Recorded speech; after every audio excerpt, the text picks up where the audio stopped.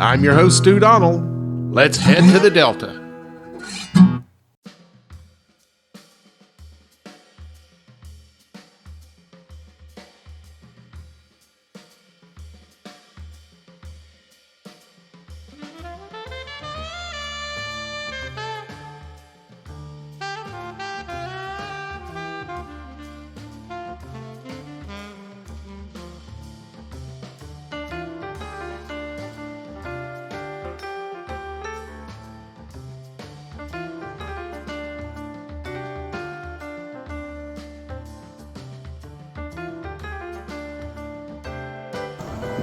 Got a great lunch for you today, right on the Delta. I'm at a place called Debris. Let me explain to you where the name comes from. There's a sandwich, a po' boy, famous in New Orleans, called the Debris, and it is roast beef in gravy in a po' boy. So I'm going to have to do a lesson on po' boys as well. This started back early 20th century. They would take this huge bread.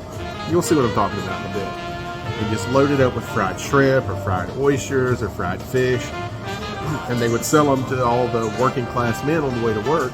You know, the poor boys. And that's where the name comes from. It's actually poor boy, but colloquially it's a po' boy because we po. It is involved into an entire culture. Now here in Mobile we had our own tradition that was called the oyster loaf. And that's basically a po' boy. You take a lot of the bread out and you stuff it with oysters so it won't hardly close. And as the po' boy name got more popular, here in Mobile we dropped the loaf off. We no longer have oyster loaf and shrimp loaf. We now have po' boys. But the city of New Orleans is not known for one sandwich, the po' boy. It's known for two. The other one is an Italian cold cut sandwich with an olive salad called the muffalata. And today is Muffalata Monday at Debris, so that's what I'm going to get, a half a muffalata.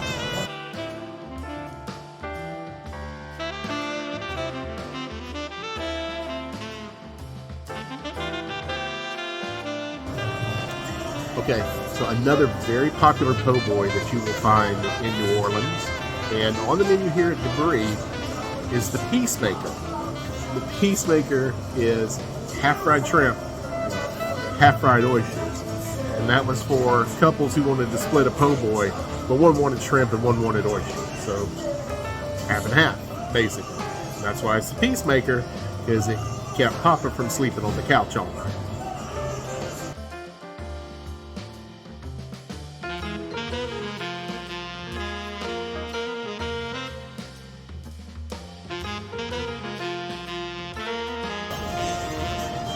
Debris is owned by some friends of mine, David Shipman and Noel Broughton. Noel was actually the very first customer that I had at the mac and cheesery when I opened. He brought his crew over and bought mac and cheese for everybody here, and it felt great to have support from my colleagues. Basically, these guys are right across the street from the mac and cheesery on Dolphin Street in the middle of the Lodi Entertainment District. We've covered it several times, and it was just nice to know that my friends came to help me out.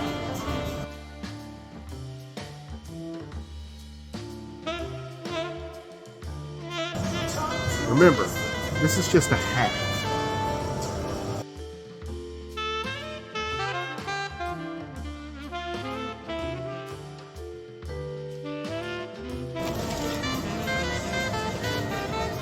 This is a quarter of a sandwich. A quarter of a sandwich.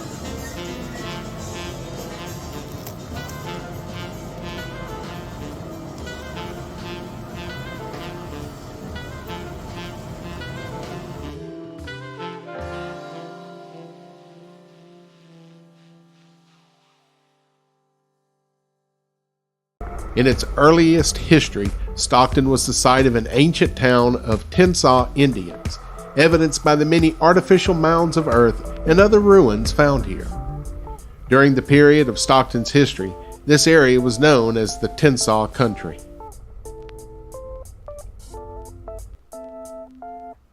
I'm just going to stop here at the unofficial town hall.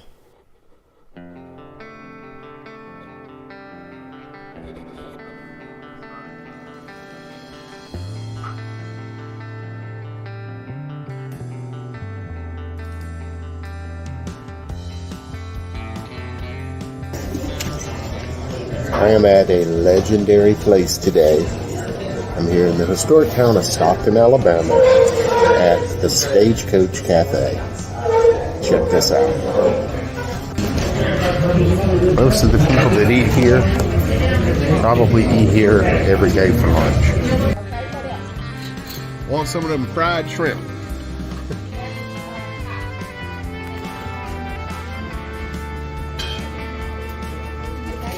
I think that'll do me for now. For my lunch today, I chose to get roasted potatoes, rice and gravy, lima beans, and some fried Gulf shrimp. Pretty much every shade of brown known to man. Guess what color that iced tea is?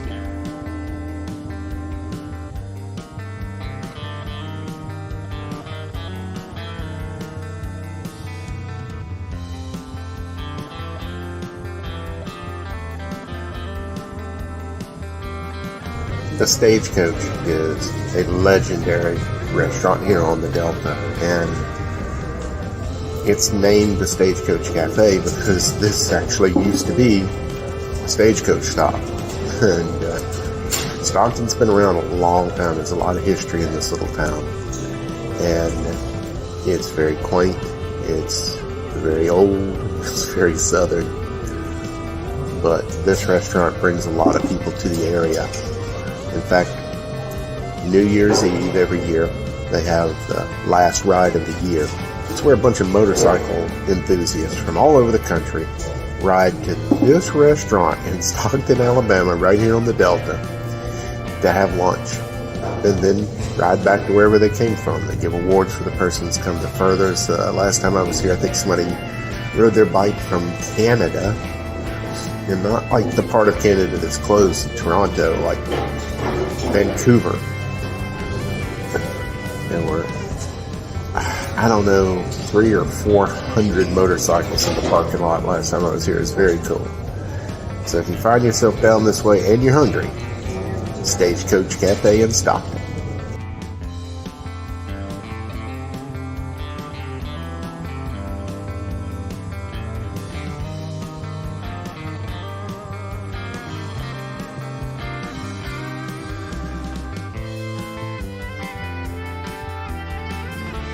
And for my dessert, I chose a little buttermilk pie.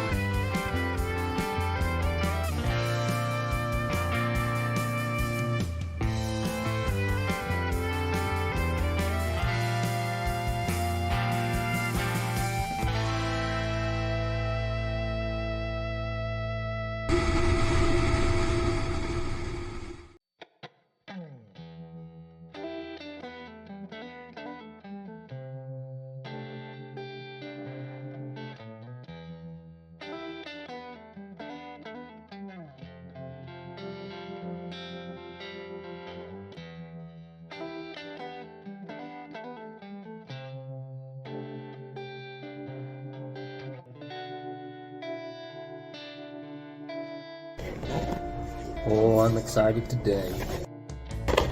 Remember how I say I always want to go to a locally owned fast food place if I'm going to hit fast food? Today I'm at one of my favorites, Hart's Fried Chicken. This is the first place I ever had a tater tot from. 50-something years ago, maybe? And that was when I learned that only a psychopath would choose French fries if tater tots are available. Right, they got something here. They're known for their fried chicken, spicy and regular. If they got fried chicken here, you'll find it anywhere else. Fried gizzards. There are a number of locations of Hart's Fried Chicken all around the Delta. It started in 1964, and so I've been eating at it since about 1972 or so, 3 maybe. And there's one in Saraland. The one I'm eating at today is Crichton, famous for a certain thing. Who else in the level car say yeah? And this one is close to 3 Mile Creek, where I fished a number of times. Also, Slava Creek is very close. And the one in Saraland, of course, is close to Biosera, Chickasaw, those areas. So look around. If you're down in the Delta doing some fishing, some hiking, you're going camping, and you just need a quick fast food hit, try Hearts Fried Chicken. Today I have chosen the fried chicken gizzard combo. For people who don't know what gizzards are, chickens don't have teeth. So for them to grind up the things that they eat, they have muscles called gizzards. And that's all a gizzard is. It's a muscle. When you order gizzards, that's not always the only thing in there. Because they usually slip in with the gizzards another piece. This is a gizzard. This is not. This is the heart, the actual heart of the chicken. The absolute best piece of any chicken is the heart. Absolutely delicious. It's got a little bite, not as bad as gizzards are. It's my absolute favorite part of the chicken. Number 2, incidentally, the skin all by itself.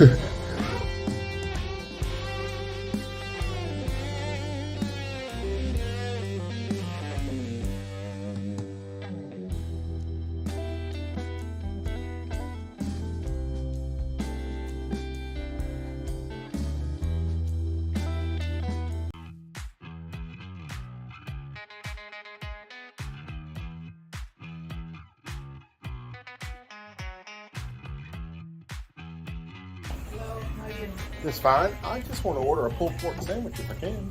Am I too late? Yeah, that ought to do me. Now, I'm not the biggest fan of all-you-can-eat buffets, but 2 of my favorites are located on the Delta.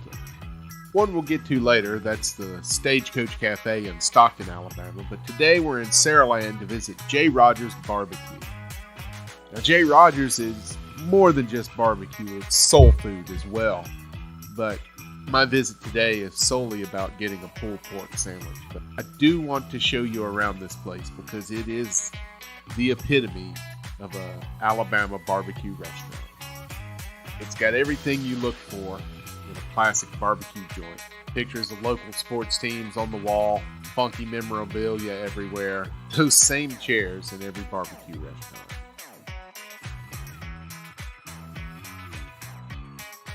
And now that I've shown you J. Rogers, I'm going to enjoy J. Rogers.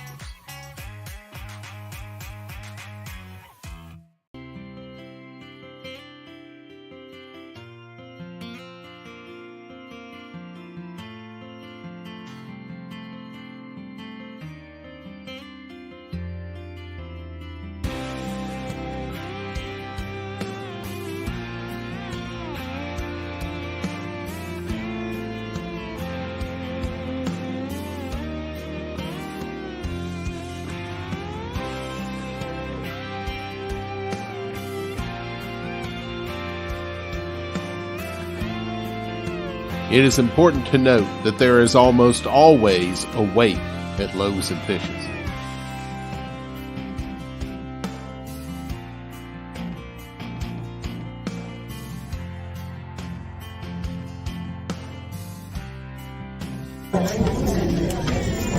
Today, I am way off the Eden Trail. I'm at a wonderful family-owned restaurant called Loaves and Fishes in the community of Tanner Williams, Alabama. Tanner Williams is west of the city of Mobile. It's very rural, lots of horse farms and stuff out here, as well as other farms. And this place is really neat. Architecturally, or as far as the interior design goes, you've heard of Gothic revival. Well, this is more like gospel revival. Now, Loaves and Fishes is a seafood place, but it's known pretty much for one thing. All you can eat catfish. And that's what I'm here for. They are also known for these incredible desserts. Homemade cakes. All different varieties. They change up a lot. But they are absolutely delicious. Another very eclectic thing about Loaves and Fishes is that they never take their Christmas decorations down.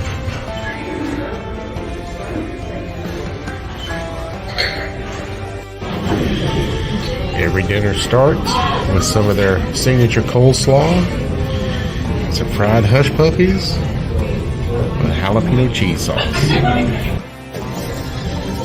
Terra Williams is a unincorporated community, a lot of land, not a whole lot of people, as you would expect any place that's mainly farms.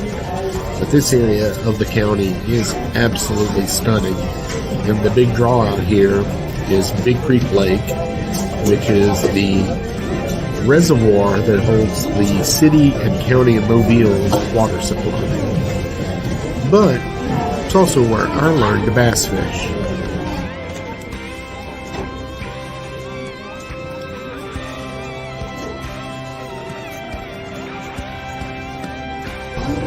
Where we sit here at Loaves and Fishes is actually closer to the state line of Mississippi than it is downtown Mobile, and by a good measure. And now the star of the show, the catfish. And they will just keep bringing this until I explode.